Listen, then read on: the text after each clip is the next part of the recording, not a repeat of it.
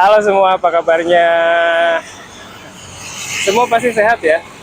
Minggu kemarin saya ditelepon sama penipu 2 kali loh. Penipunya ngaku dia dari Google. Dia nawarin kerjaan ke saya sebagai reviewer. Isi kerjaannya adalah nulis review tentang tempat-tempat usaha yang ada di Google Maps. Katanya untuk satu review saya akan dapat 10.000. Pas saya dengar kata reviewer, kayaknya keren banget ya. Terus nomor teleponnya itu bukan nomor HP biasa, tapi nomor telepon rumah. Karena kondisinya begitu, awalnya saya pikir beneran. Tapi saya pikir lagi, nggak mungkin bisa dapat uang segampang itu. Nah, jadi saya bilang aja kalau saya nggak minat. Terus kemarin ada keponakan saya main ke rumah. Nah, karena ada dia, saya bisa jalan-jalan berdua sama istri. Kebetulan Najmah baru aja nonton film bareng sama teman-teman sekolahnya. Dia nonton film horor yang judulnya Di Ambang Kematian. Katanya filmnya serem banget, jadi saya ajak istri saya untuk nonton film itu. Awalnya dia nolak, tapi karena ini kesempatan langka, jadi dia mau. Filmnya ini tentang pesugihan. Pesugihan adalah cara jadi kaya dengan kerjasama dengan setan. Di film itu diceritain kalau tokoh utamanya mengorbankan anak dan istrinya ke setan supaya jadi kaya. Katanya film ini dibuat berdasarkan kisah nyata loh. Dan akhirnya keinginan saya untuk main lempar tangkap bisbol terkabul.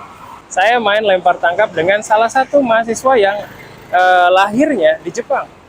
Katanya waktu dia sekolah di SD di Jepang, dia pernah ikut klub bisbol. Saya main lempar tangkap dengan dia di parkiran motor. Untuk kalian yang suka bisbol dan mau lempar tangkap, bisa juga main ke tempat kerja saya ya. Sekarang saya simpan glove dan bola bisbol saya di kantor, jadi bisa main lempar tangkap kapan aja. Oh ya, waktu itu ada mahasiswa lain yang tertarik main lempar tangkap juga. Tapi pas mereka main, saya khawatir banget. Khawatir bolanya kena mobil atau motor di sana.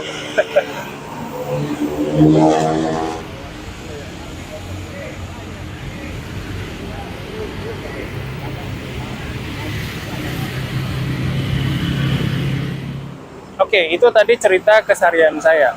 Seperti yang tadi saya ceritain di awal, kemarin saya hampir aja ketipu nih. Terus tadi saya cerita kalau saya ditelepon penipu 2 kali kan ya. Nah, tapi tadi saya baru cerita yang pertama. Penipu yang pertama kan ngaku kalau dia petugas dari Google ya. Nah, yang kedua ini lebih dramatis lagi. Penipu yang kedua itu nelpon pakai nomor HP. Pas saya angkat teleponnya, dia nangis dan bilang kalau dia kena kecelakaan. Dia bilangnya kayak gini. Aku kecelakaan. Nah, dia nangis gitu 2 kali. Nah, di keluarga saya, itu nggak ada orang yang pakai kata aku untuk nyebut dirinya. Jadi, saya langsung tahu kalau telepon ini usaha penipuan. Terus saya jawab dengan nada sedikit bercanda. Oh iya ya, aduh kasihan. Kamu ada di mana? Gitu. Begitu dengar respon saya, teleponnya langsung ditutup. Saya baru kali ini dapat telepon kayak gitu, jadi perasaannya campur aduk. Antara seneng karena nggak kena tipu dan khawatir. Jangan-jangan nomor telepon saya nanti dipakai untuk usaha penipuan yang lain. Tapi saya terima telepon yang kecelakaan tadi, saya langsung blok aja nomor penipunya. Nah, karena ada pengalaman kayak tadi, di video kali ini saya mau ngomongin tentang kasus penipuan yang sering ada di Indonesia. Orang Indonesia itu masih banyak yang belum dapat pendidikan dengan baik, apalagi yang tinggalnya di desa. Jadi banyak orang Indonesia yang jadi sasaran para penipu. Modus penipuan yang dulu sering muncul adalah penipuan lewat SMS. Biasanya penipunya nulis pesan pendek yang nadanya seolah-olah dia saudara dari yang terima SMS. Kalau dulu yang sering kejadian adalah SMS minta pulsa. Nah, modus yang sering dipakai dulu adalah penipunya pura-pura jadi ibu dari penerima SMS. Karena itu jenis penipuan ini biasa disebut dengan penipuan mama minta pulsa. Selain minta pulsa, kadang ada juga penipu yang minta transfer uang. Alasannya macam-macam. Ada yang pura-pura kena kecelakaan atau pura-pura ketangkap polisi. Selain penipuan mama minta pulsa, ada juga penipuan dengan modus dapat hadiah. Penipuan ini bisa lewat SMS atau pesan WhatsApp. Kalau penipuan jenis ini biasanya akan buat penerima SMS atau pesan WhatsApp-nya untuk menelpon ke nomor tertentu untuk dapat cara bagaimana dapat hadiahnya. Nanti penipunya akan bilang bahwa untuk dapat hadiah itu kita harus bayar pajaknya dengan cara transfer dana. Kalau orang tua atau orang yang dari desa yang nggak terlalu paham hal kayak gini biasanya langsung percaya dan langsung transfer. Tapi akhir-akhir ini penipuan kayak gitu udah banyak yang tahu. Jadi udah jarang orang yang kena sih. Tingkat literasi di Indonesia masih rendah.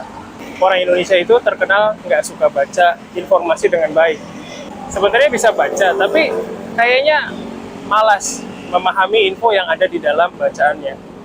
Balik lagi ke pembicaraan mengenai modus penipuan. Beberapa bulan yang lalu ada juga modus penipuan dengan cara meretas HP orang lain. Caranya dengan mengirimkan semacam aplikasi lewat pesan WhatsApp. Aplikasi itu disamarkan jadi macam-macam. Nah, yang paling banyak itu disamarkan jadi undangan pernikahan. Akhir-akhir ini banyak orang Indonesia yang menyebar undangan pernikahan dalam bentuk digital. Para penipu memanfaatkan itu sebagai jalan untuk meretas HP orang lain. Kalau orang yang nggak paham, biasanya penasaran, terus mengklik atau men-tap aplikasi yang ada di pesan WhatsApp. Nah, kalau udah begitu, teleponnya keretas deh. Sekarang kan di dalam telepon itu ada akun marketplace kayak Tokopedia, Shopee, terus ada akun mobile banking juga. Kalau HP-nya udah keretas, penipu bisa dengan bebas menguras tabungan yang ada di mobile banking atau belanja dengan akun marketplace-nya. Oh ya, jenis HP yang gampang kena retas itu jenis HP Android ya. Soalnya HP Android itu bisa install aplikasi selain dari Google Play. インドネシア語を学ぶ最高の環境がここにある。ジャパネシアライブカレッジ。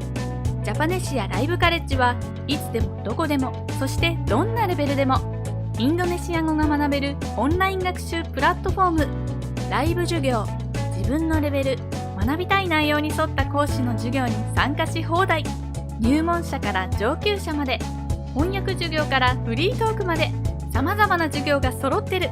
ライブ授業に参加できなくても後から動画がいつでも見返せます。でも一人じゃ不安。そんなあなたも安心。 JLC では受講者同士の交流もできます。わからないことは Facebook グループでいつでも質問ができる。学習コンテンツ、多彩なコンテンツを手軽にオンラインでリスニング、日常インドネシア語アニメーション教材、語彙、文法、あらゆる教材が使い放題。初心者でも1日3分から毎日学習ができる。上級者にも検定対策したい人にも自分に合った学習コースが組める。インドネシア人と話したい、検定に合格したい、もっとインドネシアと近づきたい。 JLC はそんなあなたの願いを応援します。登録は簡単。新規登録から必要な情報を入力するだけ。いろいろたくさん、いつでもどこでも。ジャパネシアライブカレッジ。